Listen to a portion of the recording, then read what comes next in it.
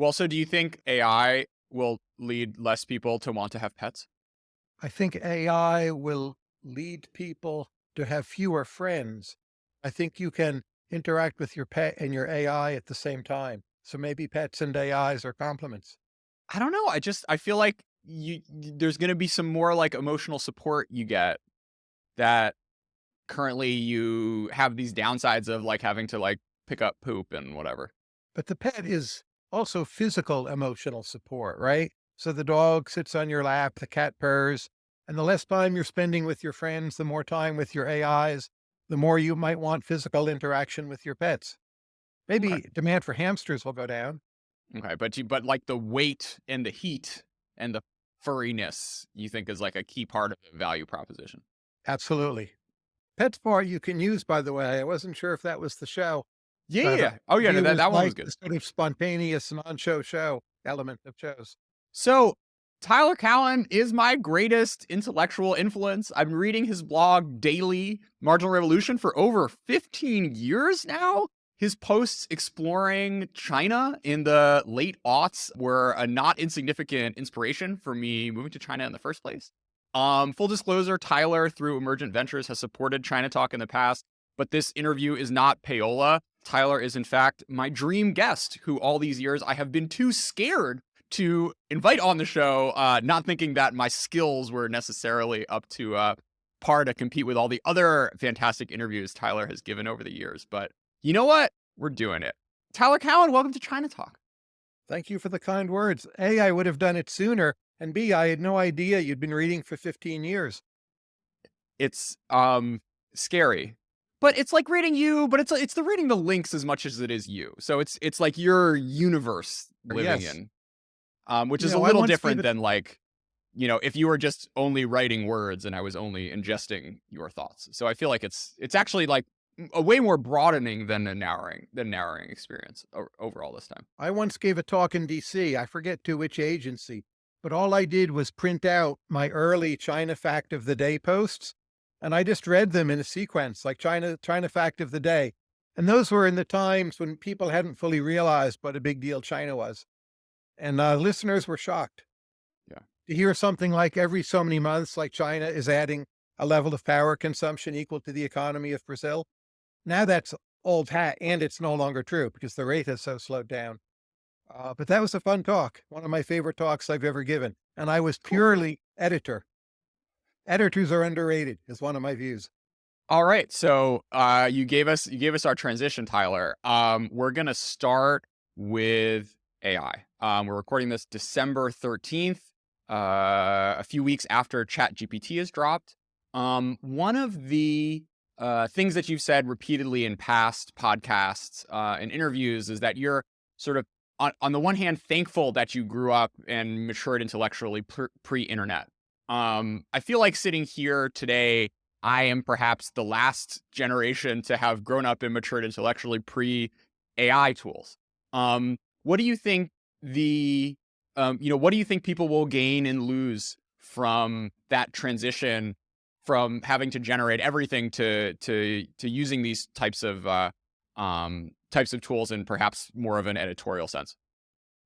We'll use devices such as Chat GPT to stimulate our own thinking, to help us with lateral thought, to edit, to summarize. They will serve as tutors.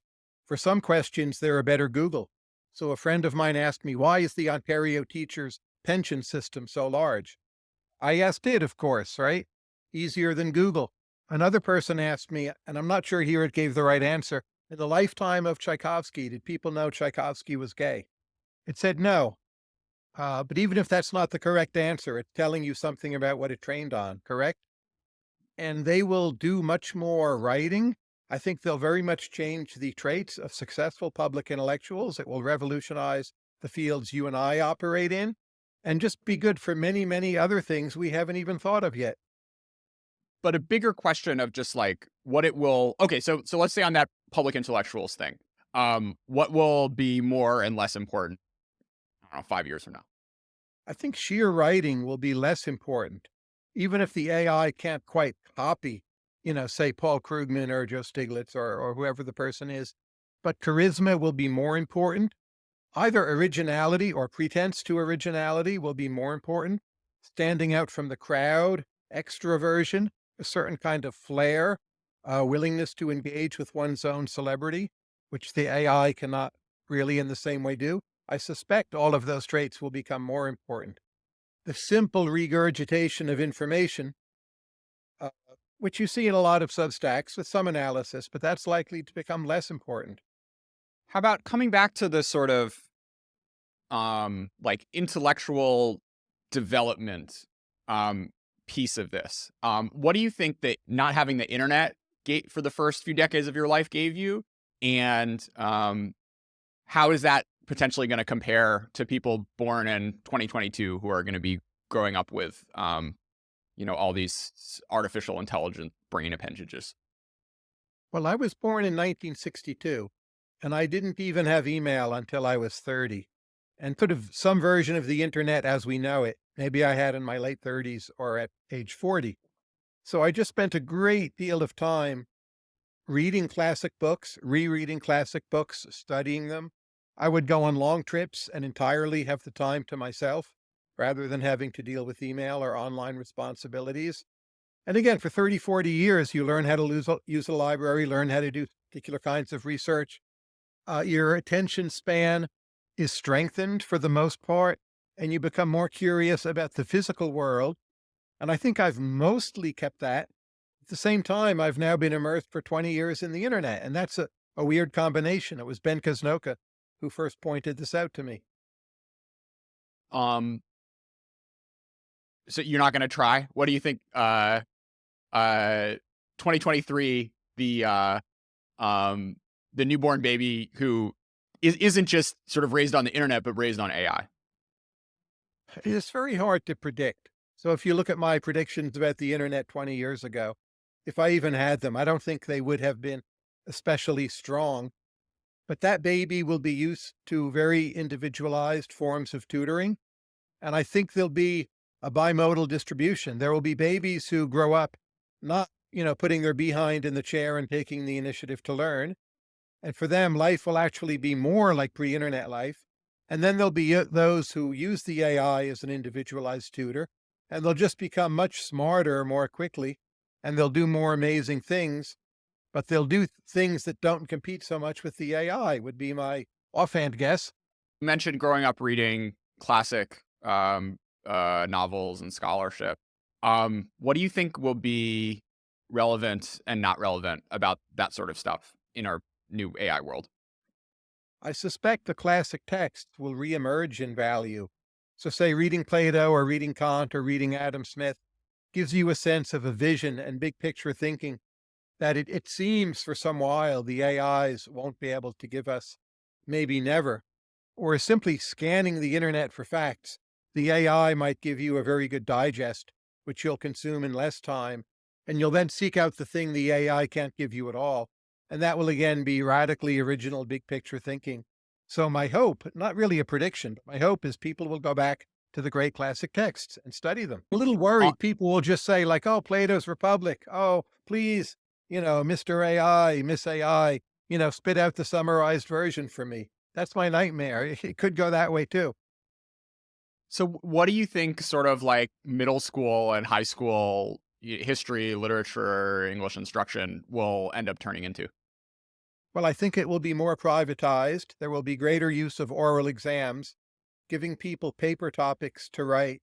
Maybe you will do it in class, but I think that will radically change quite quickly. It already should change.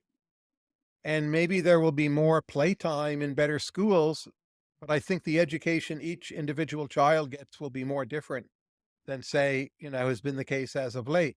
That's already a trend with the internet, that you can customize things, what you read. Now you'll literally be able to design your own education by speaking to your AI, and your AI can be trained on data sets that you or the parents want.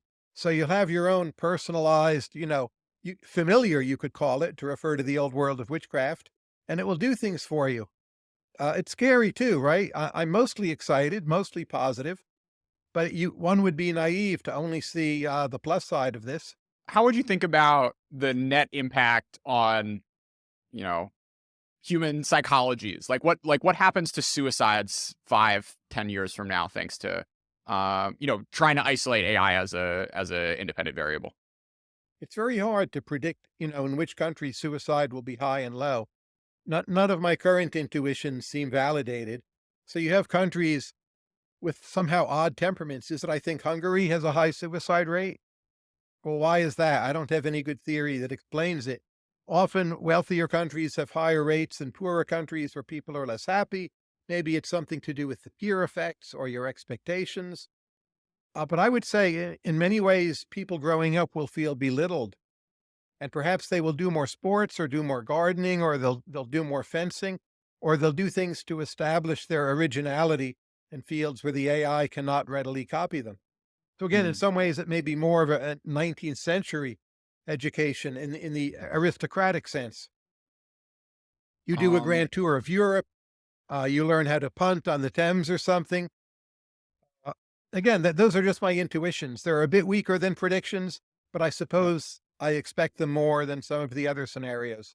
So like more like coming back into the body than being content to live online, because if you're just online all the time, you're constantly, unless you're sort of a second or third standard deviation person, you're constantly getting sort of bombarded with the computer being better than you at anything you could possibly imagine doing. Yes, Is it'd that be like playing chess against the computers, which most people don't do. They might in a training sense.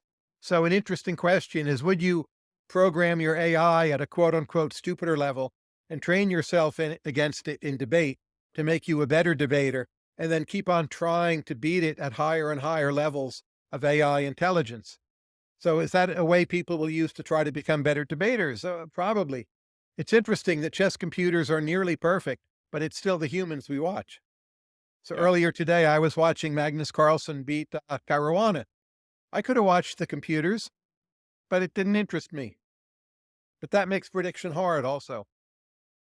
So, Tyler, I played chess until I was like 7. And when I, blundered a queen in the last game of a tournament and like decided I would never play again.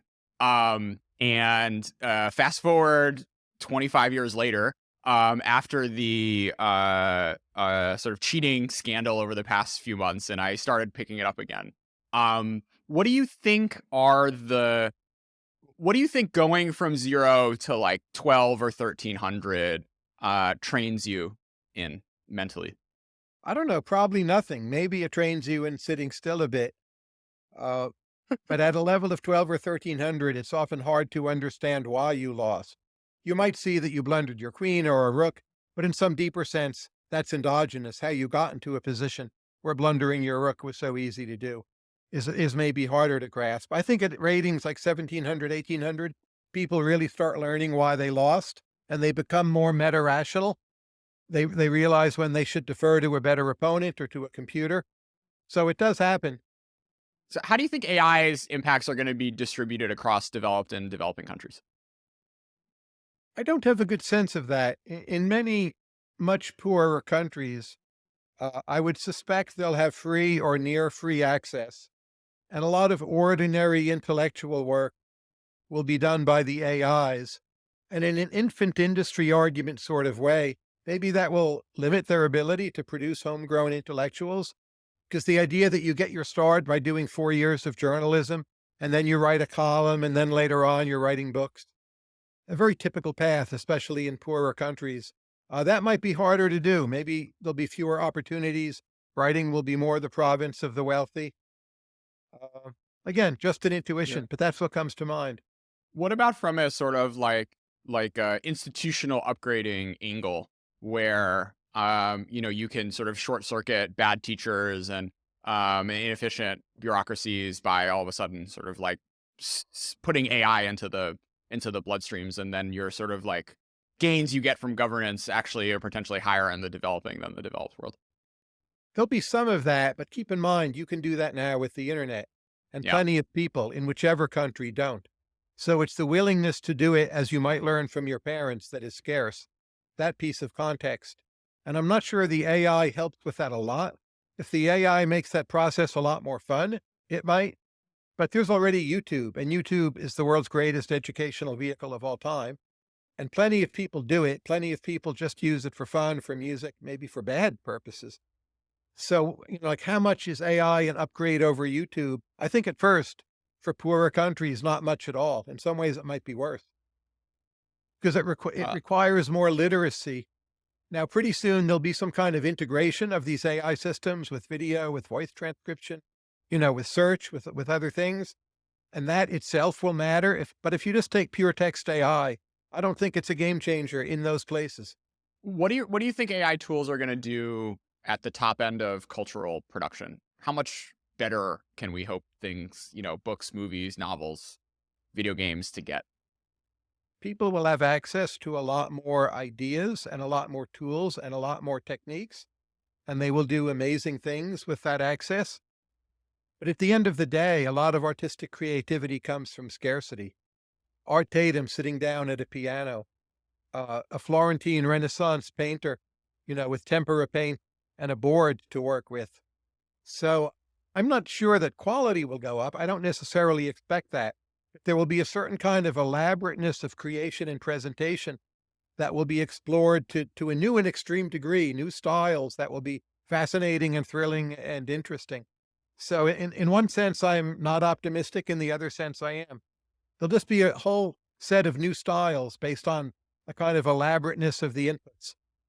Um, what do you think? I mean, one of my intuitions is just that you'll have so many more people who would have never started or even explored or thought they didn't have talent or whatever, and now that kind of like what defines talent is a different thing. I mean, there's this Ira Glass quote that I keep coming back to where he was talking about making a podcast. And he was like, the worst part about starting off making a podcast is the reason you wanted to make a podcast in the first place was because you had good taste. But the first, 1,000, 2,000 hours you do making a podcast, creating whatever it is, you're constantly sort of depressed because you're judging yourself based on your own taste and are sort of disappointed in what you can create. My hope is that sort of the loop between what you can imagine and what you know is good and how long it takes you to sort of develop the skills to get there might decrease, which maybe would like bring kind of more geniuses to the fore. Is that unreasonable, unrealistic? It's not unreasonable, but I'm not sure. So I think back, say, to mid to late 18th century Germanic music. You have so many great composers in part because so many families have pianos. And people, there's no record player, no CD, no Spotify. You sit down at the piano to amuse yourself, play for the family, and people start getting good. And they're trained in music at a young age, and then some of them become composers. So that's an entirely plausible path by which people might use AI to excel in the visual arts. But there is an alternative scenario where the AI ends up being more like an iPad, that you just use it to keep busy. Maybe Yeah. it makes you slightly stupider.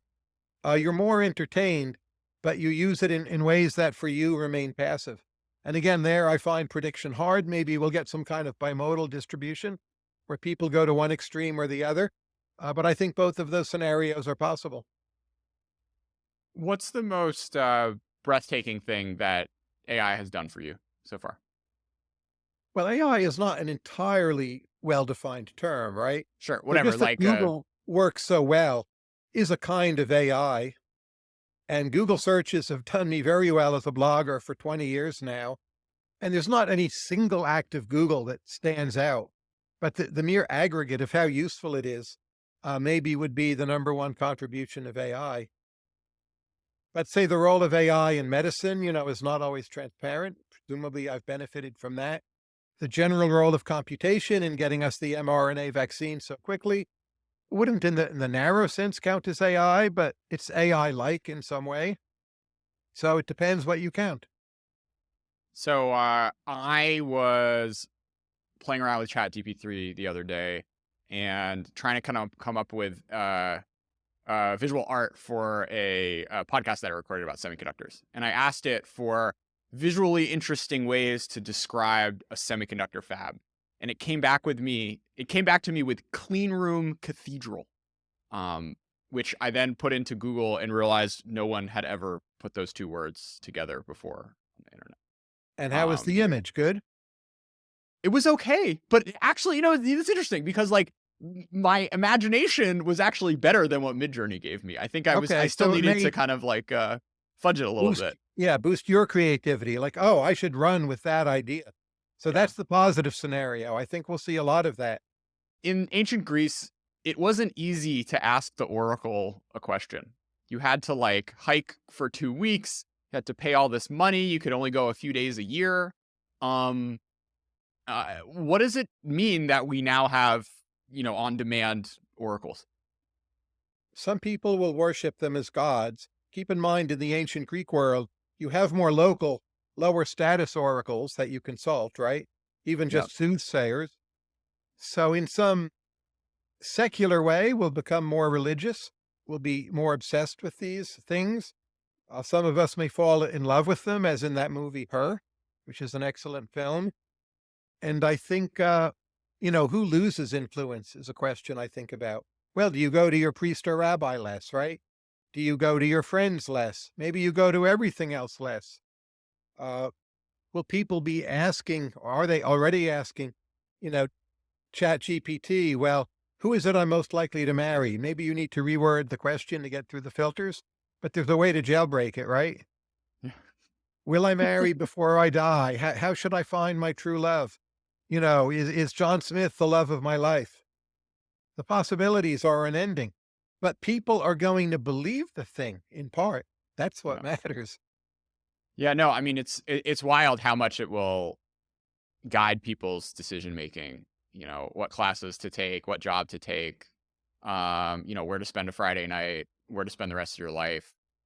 Um, uh, you mentioned religion. I want to take an anti-Semitism detour.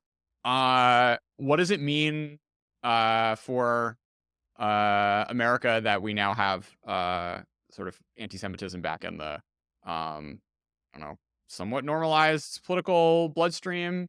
Is this a leading indicator for worse things? I suspect there's a pretty low ceiling on anti Semitism in American political life. I don't really see it as a winner, so I'm fairly optimistic on this count. I think we also need to ask, how much did it ever go away? It is definitely more open now. I haven't done a formal count. Perhaps likely there are more acts of violence. But in terms of number of mainstream institutions switching, to that side of the debate, I just don't see it. So I think the best prediction is that it will asymptotically dwindle once again. I hope. What's your riff on Chat GPT and aliens? You mean, should you ask Chat GPT if UFOs are alien vehicles? I could do that right now. I haven't tried doing that. It No, might but be you one of had those something about you questions. you were saying something about like well while we're waiting for the answer there, you were saying something about ChatGPT making you sort of think in a new way about the Fermi paradox. Oh, that post. I get now your question. Well, look at it this way. Chat GPT and other devices, they're smart in a way humans are not, right? So you have to up your estimate on the possibility of other kinds of intelligences being quite impressive. And Chat GPT gets smart in large part because it has so much training data. So just having access to a lot of training data in your environment, it seems a lot of animals, plants, whatever have that. So your estimate about how easy it is for intelligence to evolve should go up somewhat. So that means the number of intelligent aliens out there should be higher than, say it was a few months ago. And, correspondingly, you should think the chance that aliens or alien drone probes have visited this planet in some form, whenever, is somewhat higher than you used to think. All of those to me seem like valid inferences. I don't know if they're big revisions or not, but it seems those are the directions that the revisions should go in. Uh-huh. I want to come back to AI, like her and companionship. Um, will this put therapists out of business? A lot of people like the human therapist as a kind of placebo, even if they know it's not more effective than the AI. But I would guess this will cut the demand for therapists, I don't know, by a quarter, maybe a third. So it will matter. No, I don't think it will put therapists out of business because most therapists probably aren't effective anyway. and you're paying for the feeling of going to a therapist. So the notion that the AI is as good as the therapist, maybe it just doesn't really matter that much. Yeah, but I mean, if you can have a voice that's like a better therapist than any therapist that's ever been in existence, because it has more data about you. It's sort of like feeding off the entire internet. And in not too long, we'll probably have a sort of visual, a sort of human avatar to go along with that. Isn't that close to sort of strictly dominating, sitting someone in a room who's like thinking about their own problems? I don't think most people want a better therapist. So that's Okay. part of the issue. Like, what role do therapists serve? You want it to be somewhat scarce. You don't want it to be available at your fingertips. You want to lie to it to some extent. You want it maybe to be reassuring in a particular way with just enough challenge injected that you don't feel it's just a placebo. Now, maybe an AI could copy those features of a successful therapist, but there still seems something about the vividness of face to face interaction that will make the human therapists valuable in some way, even if they're not actually more effective in fixing your problems. Are people going to still learn languages? I think they will, oddly enough. There's something about wanting an intimate interaction with the culture, as you have achieved by knowing Chinese.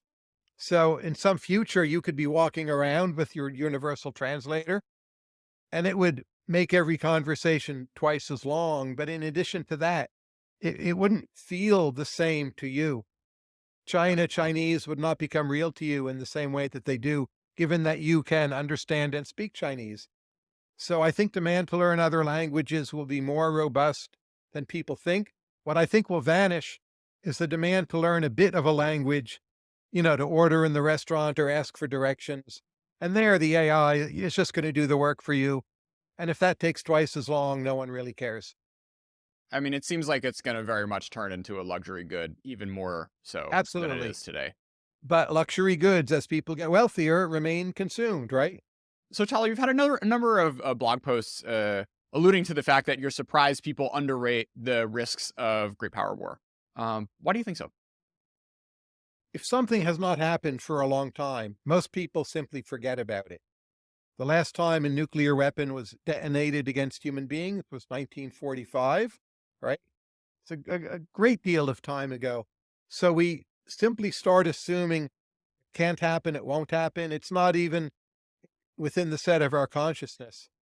So terrorism at different periods of time becomes thought of as not really possible. Not recently. Of course, it became salient again with 9/11. A major pandemic that affected everyone, HIV, AIDS, although it did affect everyone, was not perceived that way. Now that's salient again. So we just underinvest in catastrophes if they haven't happened in a long time. I see this pattern in history again and again and again. So I think a major war between great powers falls into that category. And now with Russia, Ukraine, China, Taiwan, it's no longer the case. People talk about it a lot. I'm not sure how much the talk helped, but at least there's some basic awareness. These things can happen. If China does invade Taiwan in the next 5 to 10 years, what do you think the odds are that the U.S. would join the fight? If it happened very soon, I think the odds are extremely high. And I've asked people who ought to know, and they confirm that answer. Now, maybe some of that response from them is a bit strategic, a kind of bluff, but I don't think it's only that. I think the United States really would be obliged to respond, or you're faced with a world where South Korea and Japan get nuclear weapons. There's quickly a war between Israel and Iran. Countries in the Middle East, Turkey, Saudi, UAE want to get nuclear weapons. Our other commitments become much less credible, and we don't want that. So we would do something quite significant in a military way. Now, how things are 9, 10 years from now, say there's an evolution of Russia situation. Well, could that change our views on Taiwan? Absolutely, it could. But at least anything close to the status quo, I'm pretty sure we would respond in a significant way. So the sort of Trumpist isolationism rises again as the thing that changes the dynamic. You're giving pretty low weight to. I don't see the evidence for that. I don't think it's the view of the American electorate. I think American elites, for the most part, accept and embrace the idea of some degree of American hegemony. And no one wants to be the president presiding over a world where American global credibility has gone kaput. And just though you lost Taiwan, it looks bad in the election. Wars break out other places. There's chaos in Asia. There's a problem with semiconductor chips, depending on exactly how the war goes, possibly a recession or depression as a result. Politicians don't want that. They will fight back. Um, the other sort of scenario I worry about is a victory happens fast enough that then there's a choice that a U.S. president will have to make between a war which would slice 10% off global GDP or sort of just shrugging your shoulders and allowing trade in East Asia and the sort of Chinese Taiwanese semiconductor ecosystem to continue. And I that think if the war is over that quickly, you're right that it becomes a real dilemma. But I don't think it will be. As you know, Taiwan is not easy to invade, no matter how superior your numbers. Chinese military does not really have proper training, especially proper training with supply lines. Supply lines are remarkably difficult to pull off. It's one of the amazing achievements of the current and recent US military. So there's going to be bumps along the way, even if you don't think the Taiwanese put up a Ukrainian style resistance. And US can deploy its military assets really very quickly. So the idea that we wake up one morning and Taiwan has fallen and then we're, oh my God, what do we do? We have excellent intelligence, satellite information. So I think it's very unlikely that's how it's done.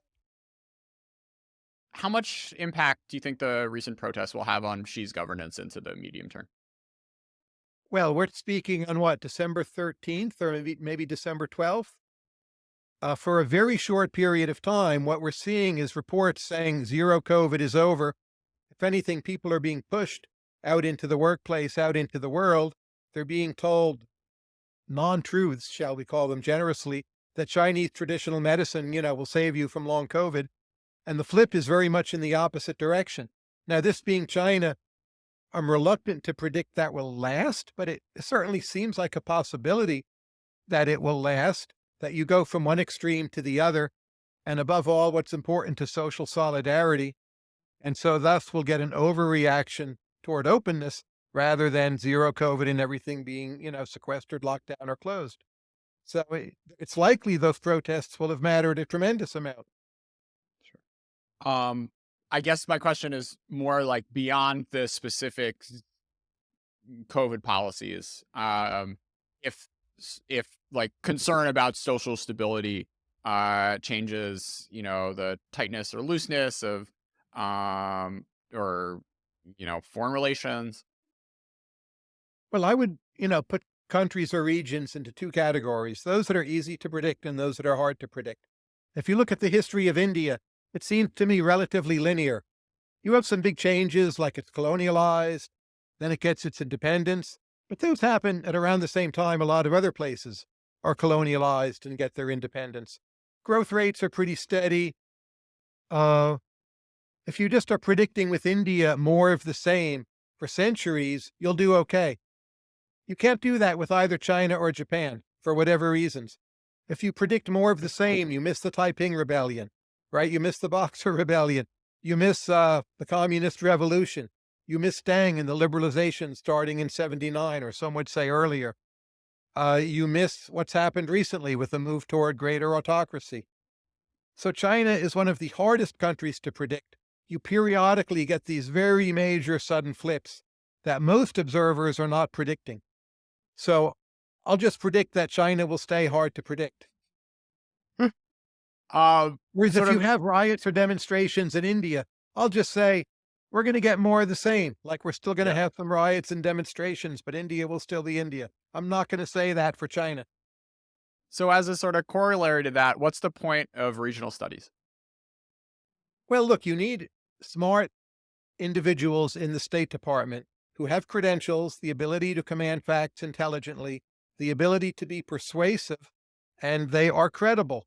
If you've done regional studies on China, Are you in a better position to fill those jobs? I would say absolutely. It's not just signaling, some of it is signaling, but you're actually better able to produce the kind of image and persuasiveness that the job requires, or working as a diplomat. Now, people who do regional studies do not only work for the State Department.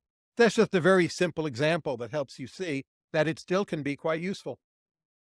Um, so in the early, in the first few decades of the Cold War, the Ford and Carnegie foundations basically created American area studies. I'm curious, Tyler, as you're thinking about, as you've been following the sort of new wave of billionaires, aside from investing in, progress studies stuff, what sort of like new intellectual outgrowths will come out of new philanthropic money coming online in the coming years? Well, I think donations will become less regular. So the old model of donations is you have a long-term relationship with the donor. They renew every year. It's quite predictable. I think younger donors, they think more in terms of venture capital, like hit and run, give something a boost to get it started and then hope it can find a way of supporting itself. Be more non-traditional, take more chances, invest more in individuals, be more skeptical of universities and nonprofits. Those are all trends I see with tech money and crypto money. Now, how much more tech and crypto money will be generated? On tech, I'm pretty optimistic. Crypto money, I guess I'm less optimistic. That will depend.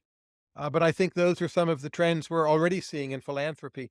And I think as it relates to China, a lot of donors would like to do something, but they don't know what to do. To say somehow you want to improve American relations with China, well, what exactly do you do? It seems like there's a lot of ways you can spend a lot of money and just get marginal impact, like make a Yep. big donation to a regional studies program at a major university. It seems not very leveraged. Um, and people are looking for something to do, and they're also afraid of becoming a target of China. So we'll see. But I'm not sure that area will change so much. How would you spend money to prevent World War III? I don't know that spending money is the way to do it. If I were the US government, and of course I'm not, what I would do is go to some of the countries that we're not so friendly with and shore up, boost the quality of their early warning systems so they don't fire nuclear missiles thinking by mistake that they've been attacked, which indeed happened several times during the Cold War, and we almost had exchanges of missiles. So Yep. you want to give those, you know, evil state parties better information than they probably have now. Now, this is all, high levels of national security. It could even be we're doing more of this than we let on. I don't think we are, but it's possible we are. But it seems to me that's some low hanging fruit that we could be doing more of. It's not something I can do. The thing I do is just talk more about the issue and try to raise consciousness. So recently, Blizzard Activision just was didn't renew its deal with NetEase, its Chinese domestic distributor. So shortly, millions of Chinese nationals who've been playing World of Warcraft their entire lives will no longer be able to. I'm curious, how important shared cultural touchstones like, video games, the NBA, and Marvel movies are to keeping the peace. I don't know. We had plenty such touchstones with, say, Germany before World Yeah. War One, World War II. It didn't matter, but it's certainly worth trying. I had my own project to improve relations with China, which failed, by the way. I wrote a manuscript for a book, and my plan was to publish it only in China. And it was a book designed to explain America to the Chinese and make it more explicable, more understandable. So I wrote the book. I submitted it to Xinhua, which gave me a contract, even paid me in advance. But then a number of events came along, most specifically the Trump trade wars, and the book never came out. They're still sitting on it. I don't think it will ever come out. But that was my, you could call it misguided project to just do a very small amount to help the two countries get along better. Wow. What were your themes? Well, if you think of Tocqueville, he wrote Democracy in America so that Europeans would understand America better, right? So I thought, well, if we're trying to explain America to Chinese people, it's a really very different set of questions, especially in the 21st century. So I covered a lot of basic differences across the economies, the polities, Why are the economies different? Why is there so little state ownership in America? Why are so many parts of America so bad at infrastructure? Why do Americans save less? How is religion different in America? That was, I think, an especially sensitive topic. And just tried to make sense of America for Chinese readers, but not defending it. Just some kind of olive branch of understanding. Here's how we are. And I don't know. I don't think they'll ever put the book out. And of course, by now it's out of date. Yeah, but there's plenty of other people, other like countries on the planet who, could use a little, civics 101. They could. I mean, this is a book written for Chinese people with the contrasts and data comparisons to China. Yeah. So to sort of send the same book to, Senegal, I don't think would really make sense. Yeah, but if you publish it in the US, it will you know, osmose out. I It don't might, I, I don't think it I've needs to thought be of published by Xinhua for Chinese people to read it, Tyler. I've thought of having it translated into Chinese, distributed samizdat in some way. Yeah. Uh, haven't ruled that out. Um Not a lot of downside, I don't think. No, Um no downside for me, but you want to do things right. And I kept on waiting for Xinhua, and now I've really completely given up. The book is out of date with facts. That's not a big problem. Facts you can update, but it's very out of date with respect to tone. So right now, everyone feels you need to be tough with China. You can't sort of say nice things to China about China. You're pandering. You look like LeBron James, or you're afraid to speak up. And the book would have made a lot of sense, say, in 2015, that its current tone doesn't make sense in the current environment, even though I still like the current tone, but it would be misread as something it's not. yeah. Well, I think it's a more important book in 2023 than it was in 2015. It probably is. So, it will have some future. I'm still thinking about it, trying to get that right. By the way, Okay. this is the only time I've ever discussed this publicly. So, Breaking consider news this your here scoop. on the China Talk. No, but seriously, someone out there who's listening to this is a translator, or works at a publishing house that might make a little more sense than the Chinese state, uh, you know, apparatus. So, Yeah. yeah, get in touch with me or Tyler. Let's peer pressure him into making this thing happen. Industrial policy. Should the U.S. be doing it? And if so, what are the kind of institutional bodies or know-how that it would need to not waste everyone's money? People mean so many different things by those words. Better, I think, to be specific. I would say our industrial policy of the past has been A, the military, and B, strong governmental support for universities, rather than a lot of explicit or even indicative planning. I think that's worked pretty well overall. If someone says, well, there's a crisis in semiconductors, or just doing things to help universities is far too indirect, I strongly suspect that's true. Now, I don't know exactly how to fix that problem. You have Intel laying staff off. You have Intel not always stepping up to the plate in terms of like delivery and efficiency and quality. So simply throwing money at it, I don't know. Uh, I'm pretty convinced we shouldn't be doing nothing.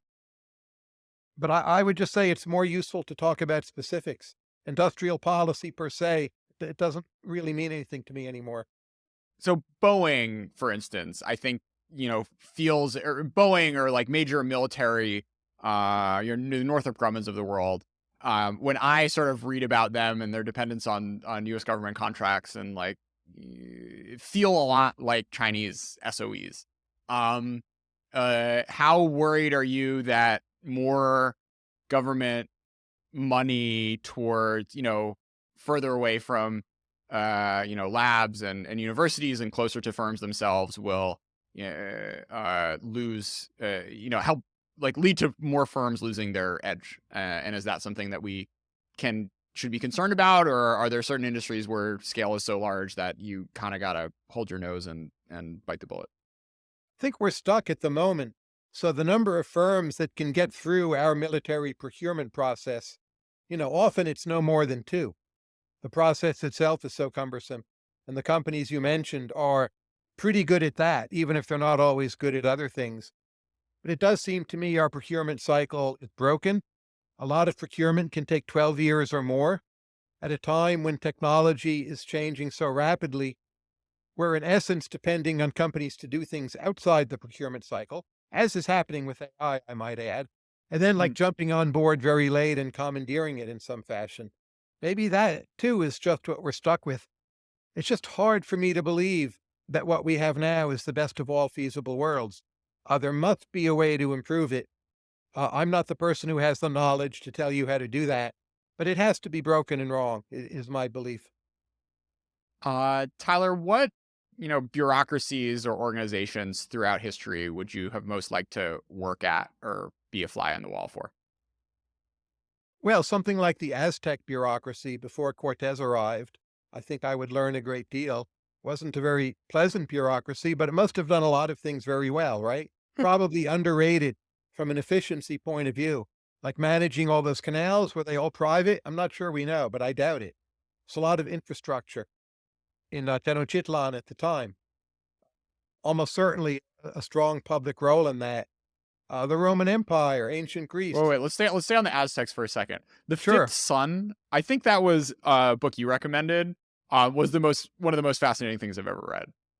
It was this I think anthropologist who the source material for the Aztecs is like first generation folks or like people who were talking to the Spanish. They had codices, right?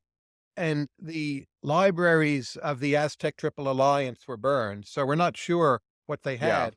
But it was a truly remarkable civilization. When the Spanish arrived in what we now call Mexico City, they were impressed and astonished, especially by the network of canals.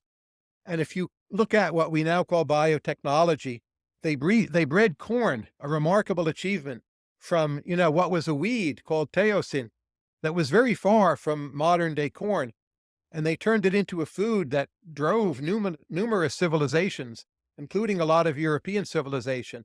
And these were just untutored, in the formal sense, untutored farmers in central Mexico, just playing around with plant breeding. Yeah. And that led to achievements that really no other civilization has come close to, actually, including ours, as far as I can tell. So, extraordinarily impressive set of people and culture. The language, Nahuatl, is beautiful. The poetry, what we know about them, it all just seems incredible. Quality of the food. Uh, you mentioned the Roman Empire. Well, look, you're curious. How good was it really? How far did its reach extend? Someone writing another history book is not really going to teach me that. But if I could go back and work for the empire, say AD 150 or, pick your year, I feel I'd come away with a pretty good sense of things. How long did it actually take to get a message to the other side of the empire? How were grain deliveries managed? How binding were the price controls and so on? I'd learn all those things. How can you not want to do that? All right. Let's do the past millennium. Pick a few. Current Singapore. Yeah. I've gone to Singapore many times. I love my conversations with people who work in the government of Singapore. And to work there, I'm not a citizen and so on, but that for me would be a great honor. And I How would about learn a a lot. how about a U.S. bureaucracy? Well, something DARPA like would be my pick. Now, maybe DARPA itself. As you probably know, the NIH is introducing its own version of a DARPA like institution for healthcare. Uh, I know some people who are working with them trying to make it better. I think those would be some areas where maybe I could have some positive input. But you put me somewhere like the Fed, even if you like my views, I don't really think I could contribute to what the Fed is doing. They have an excellent, numerous staff. I don't per se know anything those people don't. I think my marginal product at the Fed would be zero. And what about not your less your marginal product and more your this would be really interesting. I get to learn a lot or Well, yeah, the learn two something are history related, right? books What's haven't taught interesting me. is to be able to improve or change something. So there's bureaucracies that are hopeless that I wouldn't want to do. There's bureaucracies that are pretty good, like the Fed, where my marginal product would be zero. But basically, a new institution or new branch of an institution is where I would want to be. I gave a talk recently to ARIA in London. Of course, that's British, but that's their new science funding agency, and they have latitude to take a lot of chances. And the people at ARIA, they're all reading my book with Daniel Gross, Talent, and trying to think, well, how can we use this book to shape who it is that we hire next? So to be somewhere like that, I would be excited about. Do you have some book recommendations about technology and bureaucracy? With books, it really depends where you are starting from. I don't know any magic quality book on technology and bureaucracy that is simply good for everyone. I like the idea of reading in clusters, like you could pick a bunch of books surrounding the mobilization of technology at the start of World War II. That's a great cluster to read in. Or you could pick history of the National Science Foundation, or history of the internet, or the Pentagon and information technology, and just read through the cluster. I think that's better than looking for the book. I've been searching for 2 years now for something as good as Men, Machines, in Modern Times. I don't know if you've come across That's that very one. good. I think it comes down to reading in clusters. Books Yeah. on technology maybe don't attract the very best writers. They attract people who love technology, which is fine. But there So, are really many wonderful biographies of literary figures that are captivating. Virginia yeah, so Woolf, Samuel Johnson, Keynes, who in a way is a literary figure, so many. But when you get to technology, I don't see anything comparable. yeah, this is one of my questions, of the Okay. kind of lopsided ratios of book quality relative to topical importance. And I don't want to say that a marginal Shakespeare analysis book isn't important, but where are others where you think there's like overrepresentation or underrepresentation of great books? Well, if you take Samuel Johnson, I believe there are three biographies of him that are just phenomenally good, like a book you could just push on someone, not someone totally uninterested, but you can just say, this is a phenomenal book. And there's three for one guy. So, I mean, that's great, but it's also a little screwy. Most major tech figures, there's not one such book. And the people who could write great books on tech, like take a Patrick Collison, well, he has a high opportunity cost, of course. It probably won't ever happen. In literature, people usually have very low opportunity cost, and they're rewarded for writing about literary figures. So I think that's the pretty obvious division of where books turn out very well and where quality is underprovided. High opportunity cost, technical subject matter that a bit repels the what Mark Andreessen calls the word cells, and that's most of tech. Also, history of science is not the best area to read in. It's extremely important. There's plenty of books full of facts, but if you're looking for, say, a truly charming book on like the history of botany or geology, I'm not saying there are none, but you have to actually look pretty hard. There's a few areas like theoretical physics, Einstein string theory that are enough popular interest. You have a lot of very good books by super smart people like Roger Penrose that are very appealing just to read. Evolutionary biology and Darwin. Again, a lot of great books on that one thing, which have sold very well. So there are these few areas that everyone goes crazy over. And then the rest of science, the development of the science of taxonomy. I did some reading in that area. Very important, actually. Linnaeus and so on. How we classify animals and plants. I'm not saying those are bad books, but there's not one I would push on you. Yeah. I mean, There's just no Richard Dawkins of taxonomy that I know of. what are like, how do I ask this? Like the worst books for people to read at different points in their life. Like how have you seen books ruin like latching on to a certain book kind of ruin or spoil someone? I don't know. I'm very reluctant to make those judgments. So I certainly know people who have read books and then become involved with cults, either formal cults or informally cult-like institutions. But maybe that was the best they could have done. And maybe they end up doing something useful. Look at Alan Greenspan. He was in the Rand cult and he ends up running the Fed. Now, opinions differ on how good a job he did at the Fed, but you wouldn't say he just like blew his mind on LSD. and was a cult stoner and did nothing, he was super successful. So it's very hard to know when a book is truly harming someone. Maybe people should read more bad books and fewer good books. Just the contrarian in me is inclined to wonder if that isn't the case. I wish people Um, in tech would read more humanities. I mean, I definitely have that wish. but did you say like the SPF is the the a great example for maybe this was Byrne. I think Byrne said that SPF is the great uh example of like okay what happens when you get tech founder who reads a lot of books. Or I guess he Well, said he didn't read SBF books, boasted right? that he hated books and Yeah, didn't he read hated them, right? books. He He said, only if reads you write a book, Substacks. you're a fool. It should be a 6 paragraph blog post. Um, how should people think about giving away money? Or I not think it's billionaires. How should like normal people with like, you know, 4 or 5 digits to spend? give to give well is one simple answer. They put a lot of serious effort and energy into figuring out which projects should get money. But it's not just about the rational side. You want to give to things where you will feel involved in a way that motivates your own altruism. So it should have personal meaning for you. I don't think it should be a waste.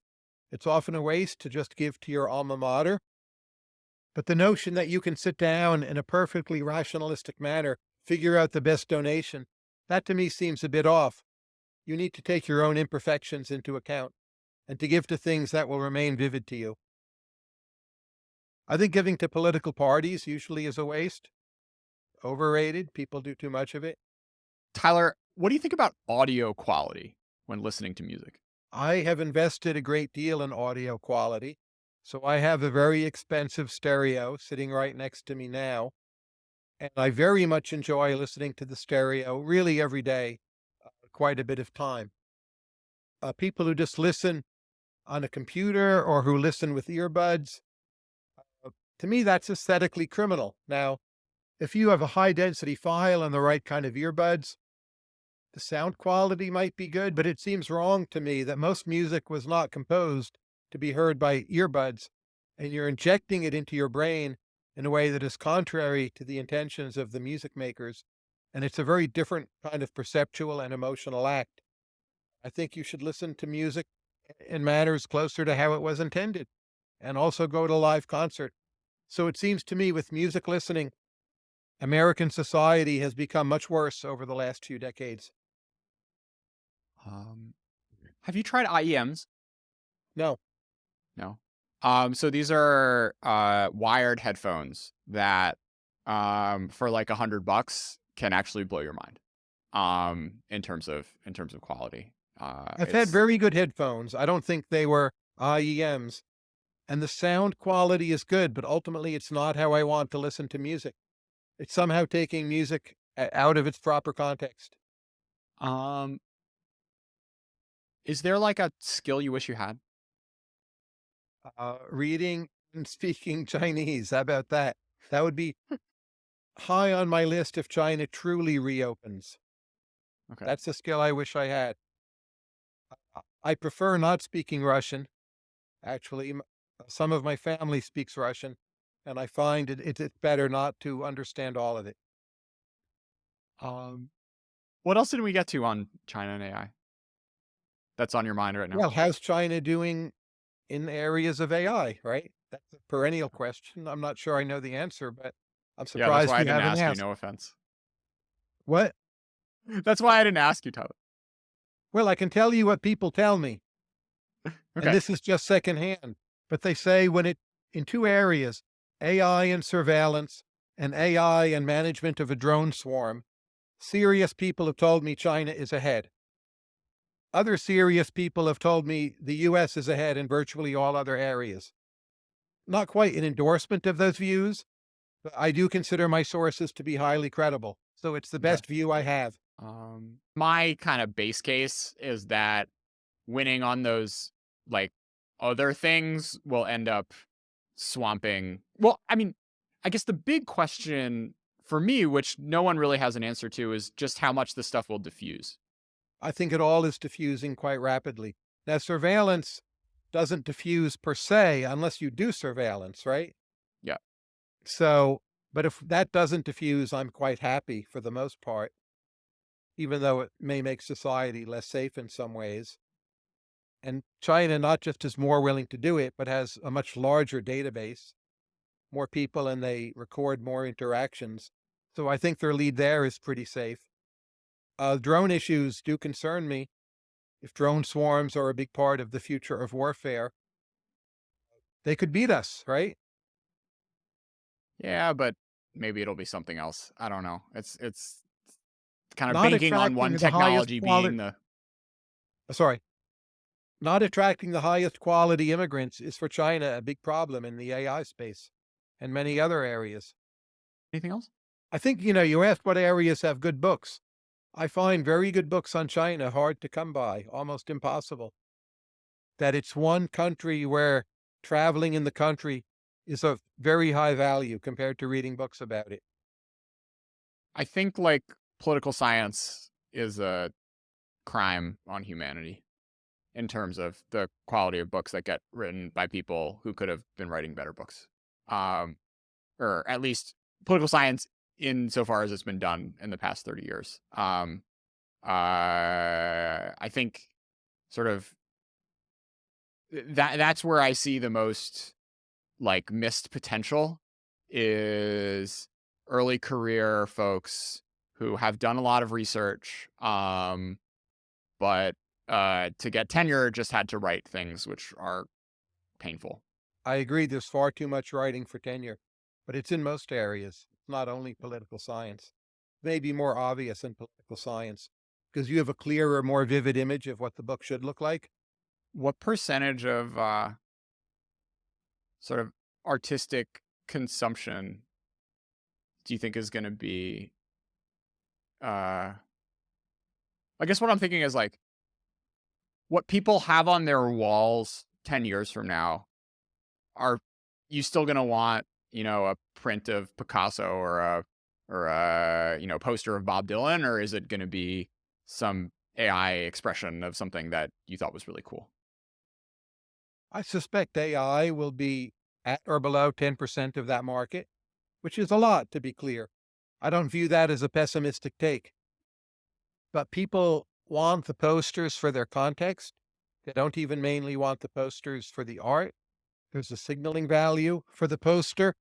There's a how does this relate to other people value for the poster. And you'll have a pretty large number of nerdy types who choose AI created art for those reasons, but it will be a clear minority of people.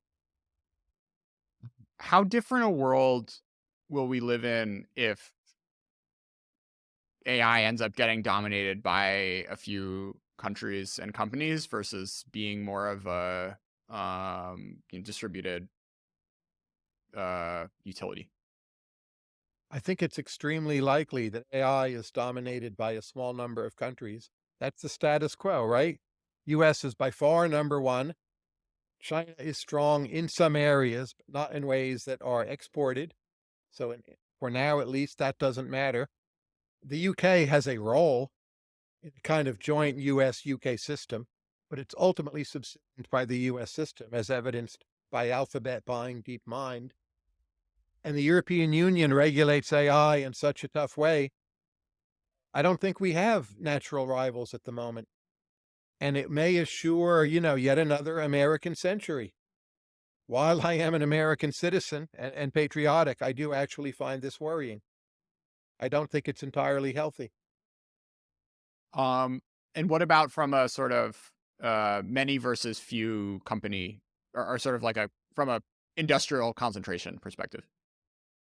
5 years ago, I would have thought it would be highly concentrated. And I can still see the abstract reasons. Well, you have to buy a lot of GPUs, whatever. But what I'm observing in practice is it spreads and democratizes very, very quickly. And I suppose that's my new expectation. And how does that make the world how might that make a world a different place? Well, Sort of the old Peter regulations Thiel harder line that, or crypto is libertarian, AI is totalitarian, it's probably wrong. AI is looking more libertarian and more boosting of individual creativity and more putting individuals on a par with institutions. Crypto is unclear, but I don't really see how it's been libertarian so far, or not in a good way. Maybe it helps you, get your capital out of China. That's somewhat libertarian. Uh, Crypto also gives the potential for everything to be traced. So crypto forensics is a growing field, in part because of the FTX collapse. And crypto may lead us into central bank digital currencies in a way that are a lot like Chinese surveillance, but for everyone and all their financial business. Yeah. So I'm not at all sure crypto will end up as libertarian. So I've become a Do, lot more optimistic about the social properties of AI and their political properties. how so? It just seems there's more latitude to do things on your own, that it is put out there in the wild and then cultivated and copied by many people. And it's available not literally to everyone. Look, anyone can go to Stable Diffusion, right? Yeah. Now, is that the very best thing we'll have? Maybe not. It's pretty good. And the ability to copy is just much stronger than I would have thought a few years ago, even 1 year ago. What are some like things you would like to create that you don't have the talent for, or the aptitude? Like an opera you'd want to compose about a certain topic, or like a play you'd want to write, or a movie you'd want to direct that you're probably not going to, but like you just think should be out there or would be really cool to be a part of. No, I don't want to do any of those things. What I want to do is see the entire world. And the person I envy is this guy named Paul Salopek. I have a podcast with him coming out soon. And he has a 15-year project to walk around the world. And right now he's in Western China. And he started in Ethiopia, sort of cradle of mankind. He will end up in Tierra del Fuego. Among other things, it's a remarkable physical feat of endurance, and he's not that young. It's also a logistical feat. And the ability to do that, that's what I wish I had. And I don't, for a bunch of reasons. Okay. And But I AI is don't not wish going to like, solve oh, I that for could make you. a movie like Spielberg or song like the Beatles. I just want to consume it. So if I have a long life, I can consume more of it. Like that's my other wish. Gotcha. Um, well, I just want to thank you, Tyler.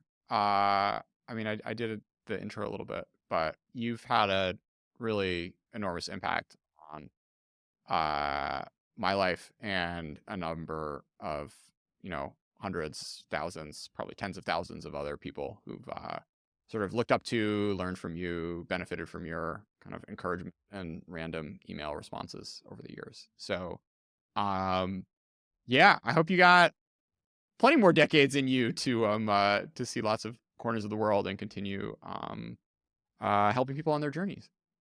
Thank you for all the kind words. It's been an honor to be on your podcast, and I'm very excited by what you are up to. Okay. All right. We end every episode with a song. Do you have a Strawberry Fields Forever. if it's like a top 200 song of all time, it might be copyright stricken. So we got to be a It's little more. copyright. Copyright. I don't know, a Beethoven piano piece. Can we do that? The Okay. performance will be copyrighted. Are you going to sing it, or like how do we do this song? Oh, Does the AI do it for us? Play some what? Beethoven. It'll do it. All right. I'll make that happen just for you. Okay, great. All See right. you around. Beethoven's 10th Symphony is unfinished, but there were enough sketches for someone in 2021 to feed them into an AI model and come up with a piece of work. The following is a recording of what that model created, played in 2021 by the Orchestra of Bonn. The following